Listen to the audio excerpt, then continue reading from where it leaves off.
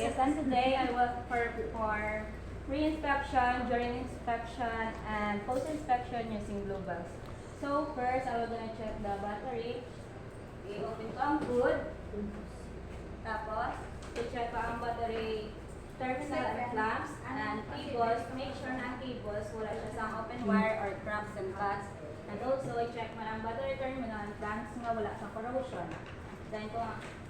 And then, i-check ko man ang holder kag hold down bracket na i-make sure nga hugot ka kasi wala nag-albalog in case na maglakat ng sasakyan. And then, i-check ko man ang belt na ang slack clearance dapat half inch. And then, dapat i-make sure ko man nga ang belt or ang timing belt is wala cracks kag wala man sa mga cuts. Okay. Next, Excuse na yan. Sa battery, ang kulang mo to na-mention is the... corrosion Also naman. na-mention. Ang Na-mention. holder, pag-hold ang bracket na-mention. Yes, sir. Ang kulang. Cable, terminal, cable. the clamp, and the belt na ensure dapat tight. Naman Hugot, sir, na-mention. oh. Ang clamp to gi-mention. Ang kwan to gi-mention mo kagina holder, kayo hold ang bracket. Okay. So, kwan siya. Nang specify mo gid dapat kay ang pinaka first is the terminal, clamp and the cable, tight and secure. Pwede nyo na magamit na Tight and secured na. Ay, Secure. secure. Or hugot. So, tapos, check sa battery, proceed sa lights. I-turn na ng ignition switch, tapos the park light, test the headlight, the high and low, tapos ang blinker, test naman ang signal light, ang left and right. Left and right. I-test stop light, test naman ang reverse light, ang hazard light, then ang cabin light. Next, ang aton nga oil.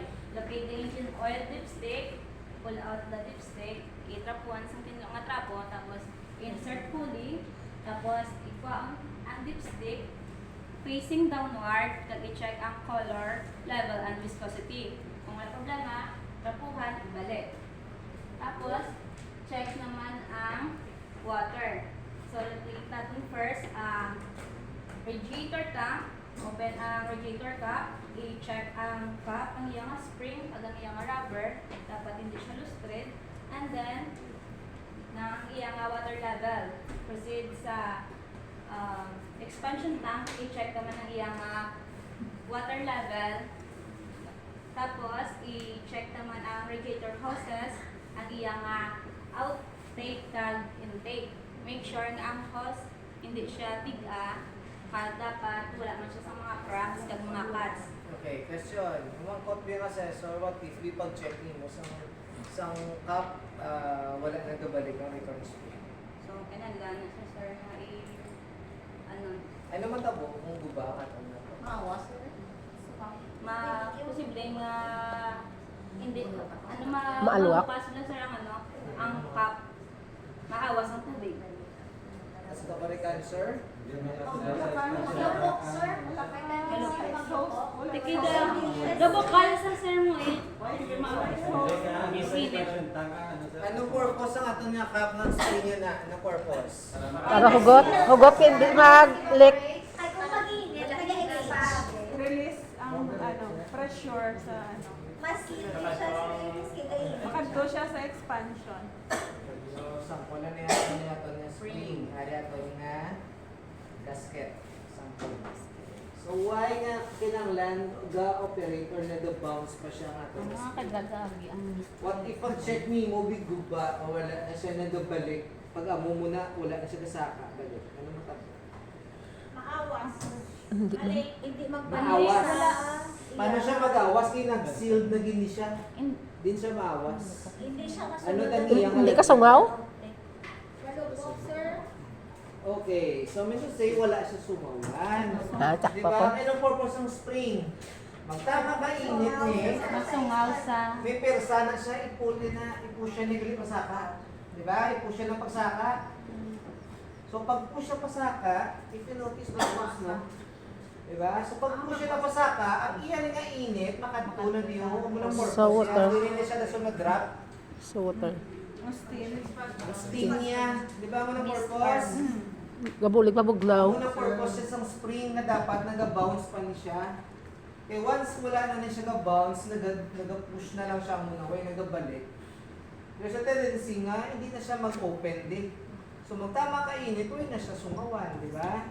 So muna, ma-overheat siya or malupo.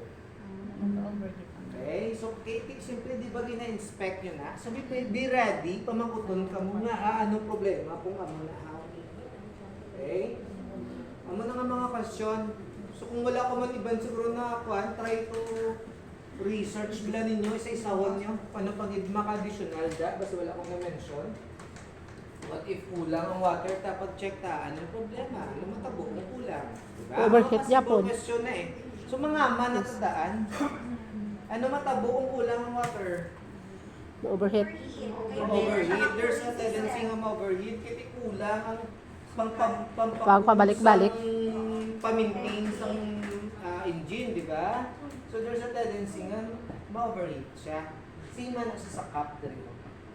Okay? So sa belt, what if tama siya kahalog? Ano matabo? Hindi naman siya mag-timing. Kaya muna nag-timing sa mga pump na nag-circulate ang inyong fluid kung ang oil niyo sa sulod sa salakyan. What if tama naman tahugot? Siya ay mahabudlayan. Okay, so biglayan man siya, di ba? Tama, di siya tendency kung puno tayo makina mo. Mga mo na ba lang ang mga questions? Okay, so paminsaro nyo na kamo di ba mo na usually kung mag-apply ta ubra, pretty sure nakatry ka mo na yung interview kung panel interview si mo 5 kabilog. Possible question kung mapraning ka na naka-research ano naman pamangkot ko niya man dapat di ba? On the day of assessment ready ka. Okay? So hindi enough ang ako na nga gitudlo, pahitain niyo pagid mas makabulig sa inyo ano kung kulang kaysa sa ginkuan man. Pas may pamangkot ang assessor nga wala siya nakakuan sa amin. Diba? So, review, research, may Google man. Okay? Hindi ko mabasa ang auto-assessor eh. Basta may ara na sa kisaya nga automotive gid siya eh. Kiti, amo na isa problem. Bala kay ting atong nga driving, hindi ni siya actually automotive. Yung mo, gaan lang kamuya sa mga basic lang, hindi sila nga kwan. Pero may mga assessor, kisaya nga tayo tungod automotive ko. Panutigid kaya sa nga muna. Okay? Kung may nakaso, na-test siya lang ka muna. Pero at least may impress. Isla ng assessor.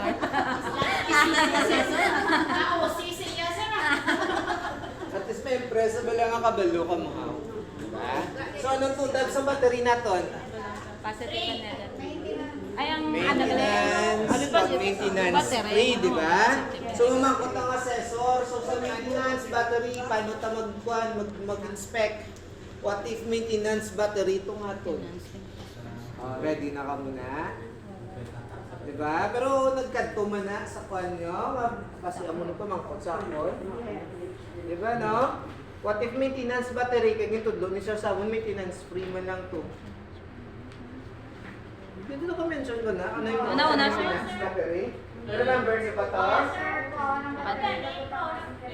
I-rate ang battery sa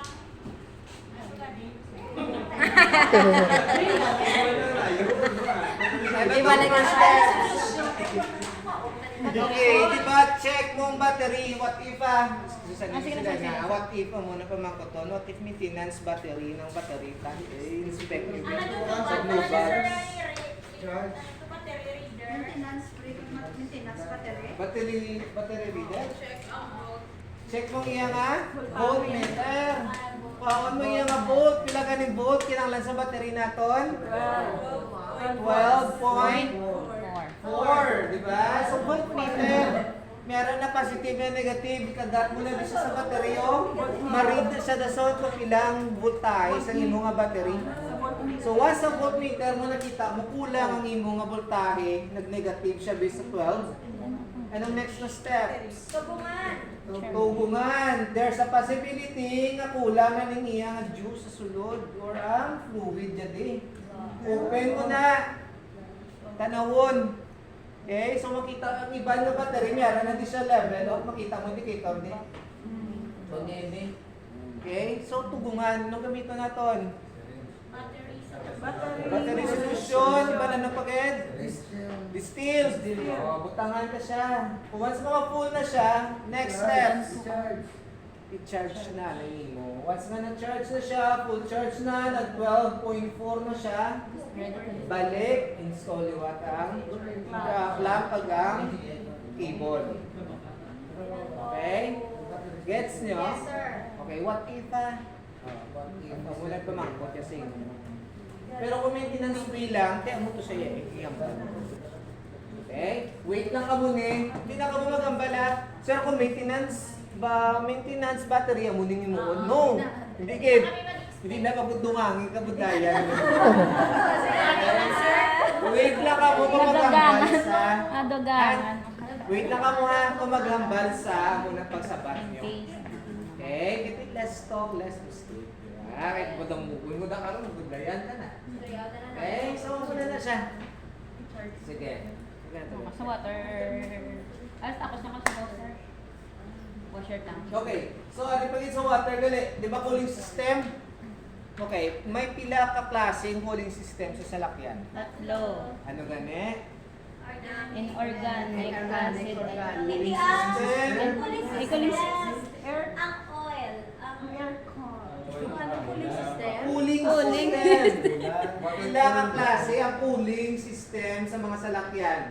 Water. At ano siya tawag na Radiator system? fan. Ay, hydro. Ay, hindi. Water cool. Water cool. Oh, ang isa ano? Air. Air cool. Duwala na siya. Water cool kag air cool. Water na sa sir. Cooling system. Cooling system. Water.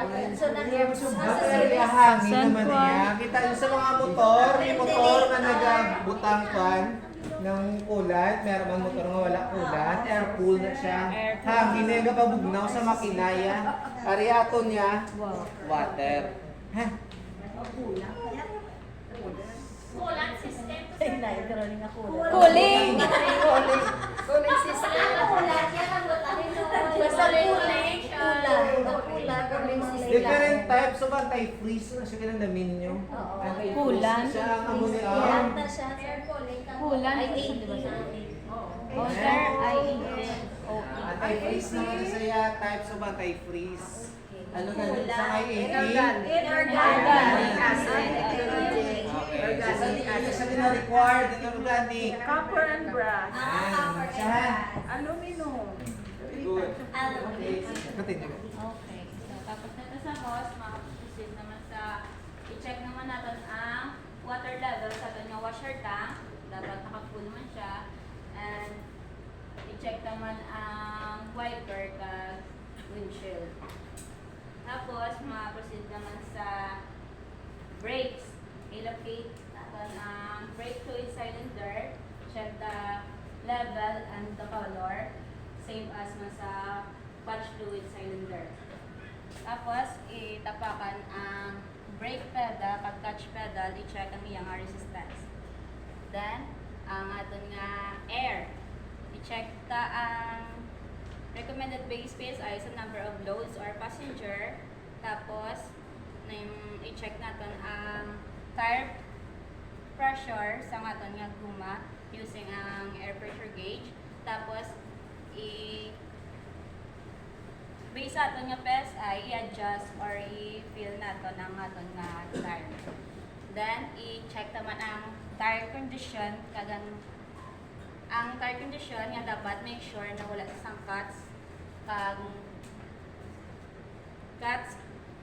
cracks, kag punctures. Tapos, i-check naman ang lug nuts, make sure nga kompleto siya kagugot. Kagang iya nga tire rims, dapat wala cracks kag gubek. I-check naman ang aton nga tire condition, ang aton nga spare tire nga nga condition, kagang iya nga air pressure. Tapos, ang make sure sa aton salakyan may dala man nga tools and accessories in case ng emergency. And then, ang gas.